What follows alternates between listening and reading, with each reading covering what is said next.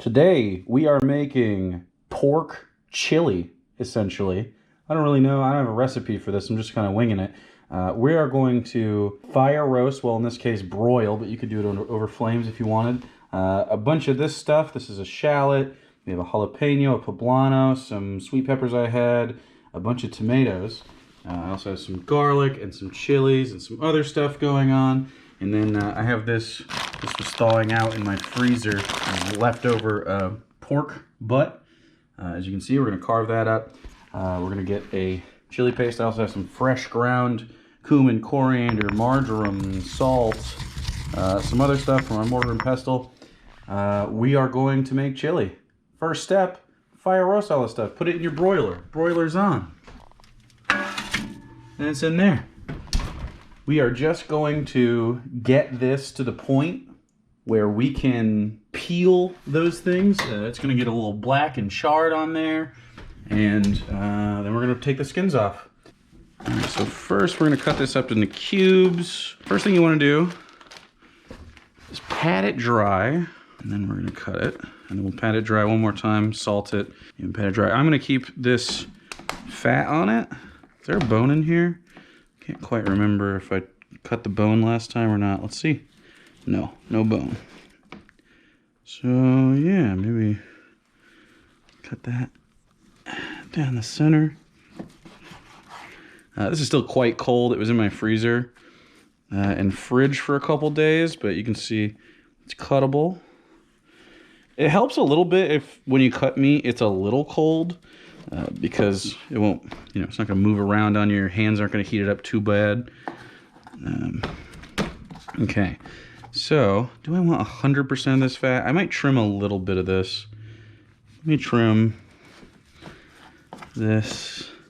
You do want some of this, of course, and the connective tissue. It's all very good. Okay, so now we're looking for, just cubes.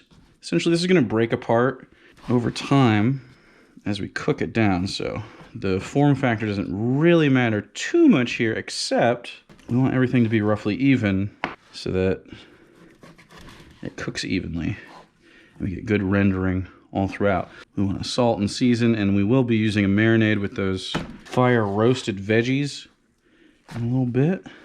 So the most important thing you can do to this is salt it. And we're going to be salting that before we put anything else on.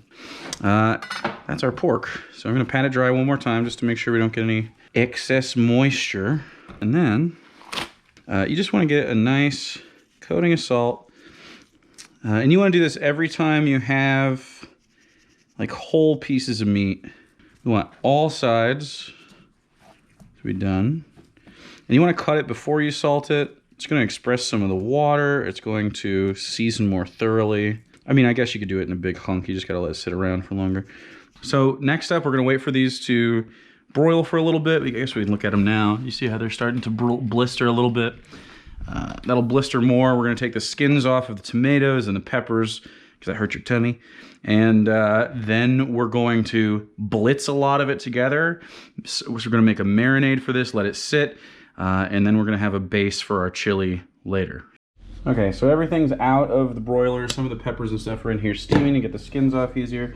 I cut little crosses in the tops of my tomatoes so you can just peel the skins off like this. You could just, we're going to break these apart so you don't have to even continue their forms very well. You see how easy this is just to pull skins off. Now, I'm doing this where it's pretty hot, but you can wait for these to cool down so it doesn't hurt your hands, but the gloves help. But you want to reserve all the little, all the moisture from these tomatoes because we're going to put it in the chili. This is all going to go in the same thing, so it doesn't really matter. You just take, I'm just doing this with one hand right now, but you see how easy the skins are. So just do this until the skins are off your peppers and your tomatoes. It's marinade time. We have our fire roasted peppers, onions. We have some dried chilies that we also put in there for just a little bit to puff up. We have shallot, some garlic. We have seasonings, the stuff I have in here. We have some cilantro. We're gonna do a little apple cider vinegar, not a ton. There you go. And we're gonna blitz it up. So this is gonna go on our pork. You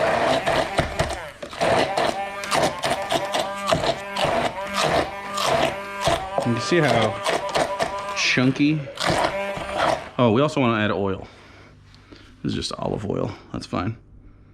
Add some oil. There we go. And we want to make this into a paste. You can use a blender. The immersion blender is my favorite way to do this. This KitchenAid one is awesome. Big recommend. I'm gonna put a little more liquid in there just so it's a little bit easier. Let's use some of this tomato. We'll just get some of these pieces of tomato. I also have canned tomato if I need more liquid. We're gonna add this to the pork and let it sit around for at least an hour or so. And so basically I'm just gonna pour this out onto the pork. I'm gonna move it around, get everything covered, and then cover it, put it in the fridge. I'm gonna walk away from all this. We'll maybe cover some of it up. But I just want to get my prep done. You can also do that part later if you prefer. Everything so flavorful. You're gonna get smokiness. You're gonna get. We already seasoned the pork and we let that sit around, so that's all seasoned. So we didn't add salt to this. And then just everything nice and coated in your pepper chili paste situation. I'm gonna clean this up a little bit, put this in my fridge, and then we'll be back. I don't know, it's 6 now, maybe 7 o'clock or 6:30. Up to, you know, you can do this overnight, it'll just be better, but it depends on how much time you got. There's no like hard rule, just do it ahead of time. At least I would say half an hour, just to make sure that it's as good as it can be. Okay, now we gotta sear our meat. Don't want all of this stuff on it. You can take some time to get it all off, but it'll be just fine. We want some of that on there, sticking to the bottom, creating flavors. We're gonna get the fat rendering out. So just put it fat side down. This is clarified, well, not really clarified. This is rendered down bacon fat that I have from bacon we made from the butcher recently. You get really, really clean bacon fat like that if you do your bacon in the oven. But we are going to just put a little color on this, building flavors. So I'm gonna do this, and then we're gonna put the veggies in, deglaze with our tomato and peppers that are already cooked through, add some beans, add some chilies, put the meat back in, and then we're gonna braise it for probably 3 hours or so at 300. So I'll be back when we're at the next stage of this. All right, now it's time for our onions. Just right into the pool. These are immediately gonna start to release a little water. We're gonna put some salt on there. Release some water, it's gonna deglaze your pan a little bit. Get these bits up. You see we got good charry marks on here. A lot of that is essentially the pepper that was blitzed up in our stuff. And we're not going to cook these down a ton. We're essentially using this for its liquid, to get stuff off the bottom, and to scrape up that flavor, and to cook through a little bit. These are going to cook a ton in the oven later, so we don't need these to be like, you know, all the way cooked through right now. We just want to get these like translucent. You can kind of smell it when it happens. I'll add a little bit more of, I'll just use my finger. Can't recommend enough doing bacon in the oven. This is the only way this happens. Otherwise you're gonna have like bits all up in it. You see that beautiful color on these? Get around the sides. Scrape them down, make sure there's no stuff that's not getting cooked. These beans we're also going to add along with their liquid because I want some of that. For this, we're gonna do these chilies as well with the liquid, so that we have a good medium for this to sit in. while it's cooking. And now it's not going to be at 420. We're going to cook this at 300 degrees Fahrenheit for about 3 hours. All right. It's garlic time. You'll be able to smell this get real fragrant. Takes about a minute. Turn the heat down. Start trying to cook this very hard now. I'm gonna do some tomato paste. I just had this in a can. This is what I use for the beef burg.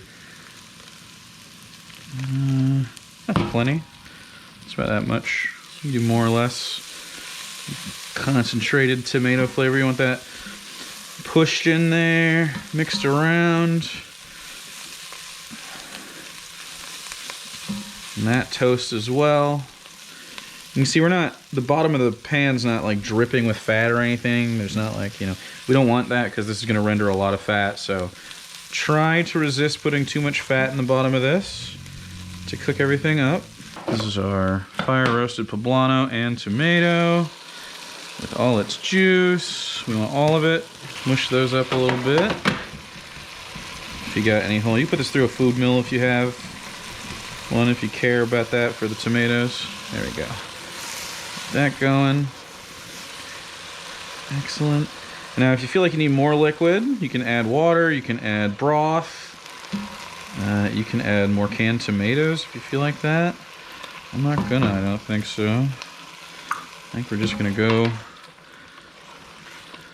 all this. Now, some people wouldn't add the beans at this stage. Might save them. I think these are gonna be just fine in here. Some people would be worried about the texture of these. They'll hold up even better if you soak them yourself, but I don't care. Now, let's add a little bit of water, because this will boil out over time, just a little bit. There we go. This is just water I keep on the table for when I'm cooking. Yeah, there we go. Just a little bit. We'll be releasing a little bit more water over time. We're not going to season this right now any more than we already have.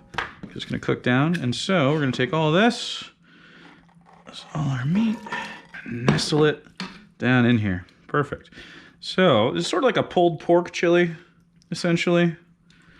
This is going to cook for a while, about 3 hours or so. We want this to remain covered for a decent portion.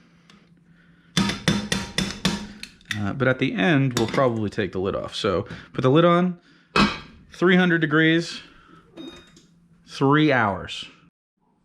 It's been about an hour and a half, and the pork is tender and ready to, it's pretty much ready to go. I'm gonna let this go a little bit further though, uncovered, and let this caramelize a little bit on top. So we're gonna put it back in 300, I don't know, maybe half an hour or so. We'll see.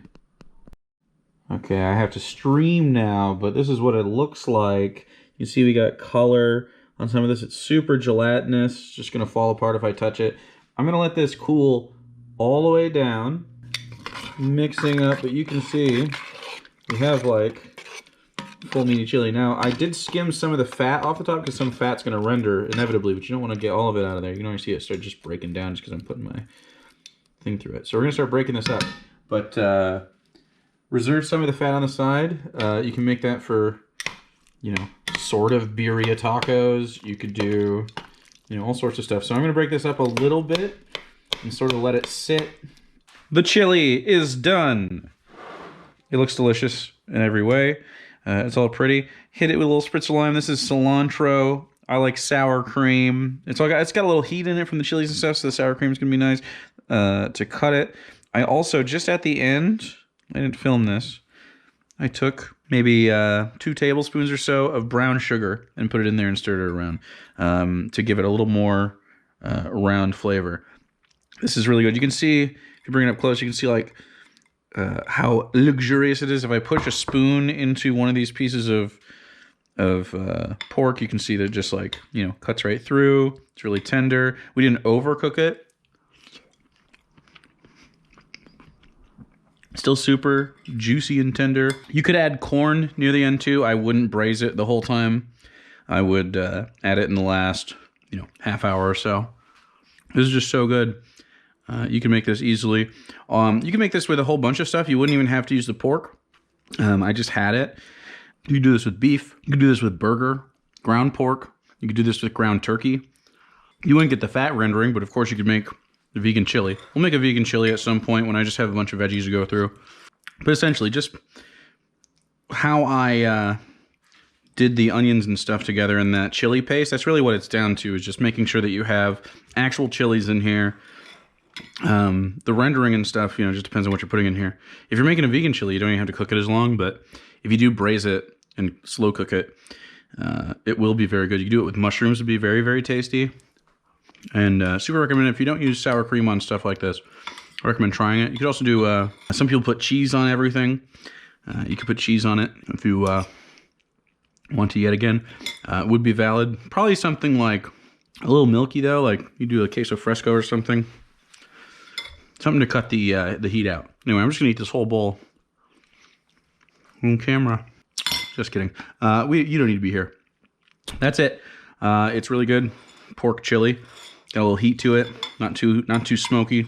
Everything's really well rendered. Again, look at this. Just the back of my spoon. Just tender. Awesome.